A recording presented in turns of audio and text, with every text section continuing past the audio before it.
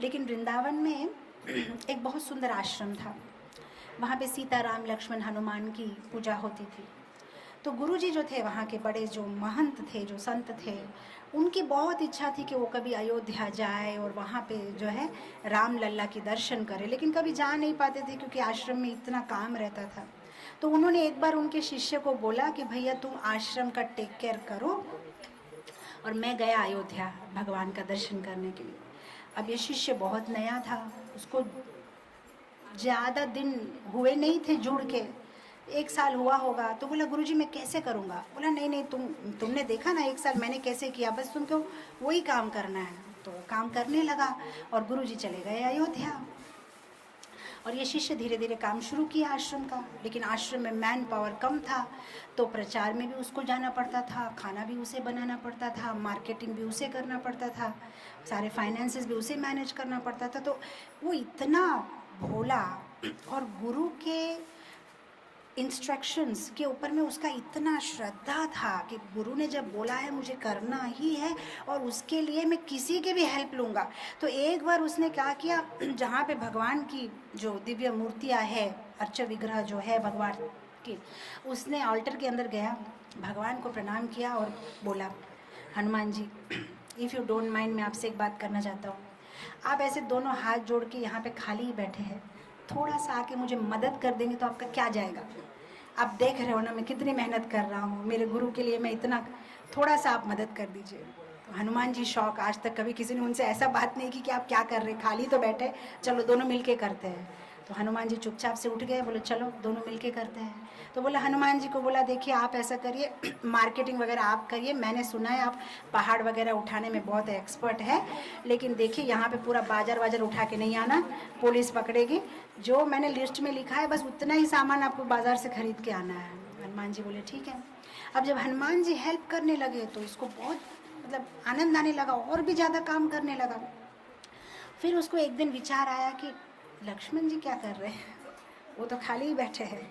तो वो गए धीरे से ऑल्टर में प्रणाम किए और बोले लक्ष्मण जी देखिए गुस्सा मत होना, मैं पहले गुस्सा मत होना, मैं ये बोलना चाह रहा था कि आप तो नित्यानंद का रूप हो, आप तो बलराम का रूप हो, आप तो चाहते हो कि भगवान का नाम प्रचार हो, तो यहाँ बैठे बैठे क्या करेंगे? आप आइए क्लास दीजिए, मंदिर में थोड़ा भक्त लोग आते, आप बोलेंगे तो आपकी वाणी से सब भगवान की तरफ आकर्षण हो गए। पहले तो लक्ष्मण जी गुस्सा हुए, लेकिन जब उनको प्रेस करने लगे बोला ठीक है मैं आता हूँ। लक्ष्मण जी भी बैठ गए, अब वो क्लास देने लगे, हनुमान जी शॉपिंग करते थे, बहुत अच्छे से मंदिर का काम चलने लगा। और फिर एक दिन उसको ख्याल आया, बोला सीता देवी क्या कर रही है? तो अब सीता देवी के पास जाके बोलने की हिम्मत तो नहीं थी, वो सिर्फ जाके प्रणाम किया और सीता माता ने बोला मैं आ रही हूँ, मैं आ रही हूँ, मैं किचन संभाल लूँगी, तुम चिंता मत करो। बोला ठीक है, माँ तो होती ही ऐसी है, बहुत दयालु। तो सीता माता किचन में सेवा करने लगी। अब जब सीता माता प्रसाद बनाने लगी तो ये तो इतना टेस्टी प्रसाद बन रहा है, आने वाले भक्त लोग भी बोल रहे और प्रसाद चाहिए और प्रसाद चाहिए। उस बहाने मंदिर में क्राउड बढ़ गया, प्रसाद भी अच्छा, क्लास भी अच्छा, लक्ष्मण जी क्लास दे रहे तो क्लास भी अच्छा है, तो बहुत आनंद हो गया। तीनों मदद करने लगे तो मंदिर में क्राउड बहुत बढ़ गया, डोनेशन बढ़ गया, प्रचार बढ़ गया। अब क्या करें?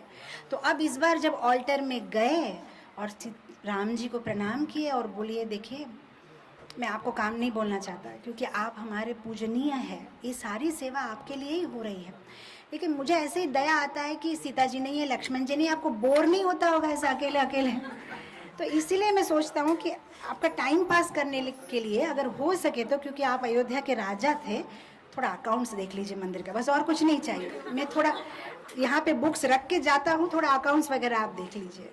राम जी बोले ठीक है मैं अकाउंट्स देखता हूँ। और जब गुरुजी 1 साल के बाद आए आश्रम में, वो तो शौक हो गए, आश्रम इतना विस्तार बढ़ गया, लोग बढ़ गए, आश्रम फेमस हो गया। गुरुजी खुद पहचान नहीं पाए कि ये वही आश्रम है जो मैं छोड़ के गया था। और फिर गुरुजी ने शिष्य को पूछा कि भाई इतना अच्छा से आश्रम का प्रोग्रेस कैसे हो गया? और गुरुजी जब शिष्य से बात कर रहे हैं तो बात करते करते उन्होंने देखा में कौन है? नहीं कोई नहीं, सीता माता है। क्या? सीता माता खाना बना रही है? अरे ये कौन है उड़ के आ रहा है सामान लेके? नहीं हनुमान जी है, मैंने उनको भी काम पे लगा दिया। और गुरु के जो आंखों में से आंसू निकल रहे हैं और वो शिष्य को गले लगा लेते हैं, बोलते मैं तो सीताराम का दर्शन करने के लिए अयोध्या गया, तुमने यहाँ ही उनको बुला लिया। उसके मन में क्या था कि गुरुजी ने बोला है आश्रम को देखना है, प्रचार करना है, तो बस करना है, उसके लिए ठाकुर जी को भी काम बोलने के लिए तैयार हूँ।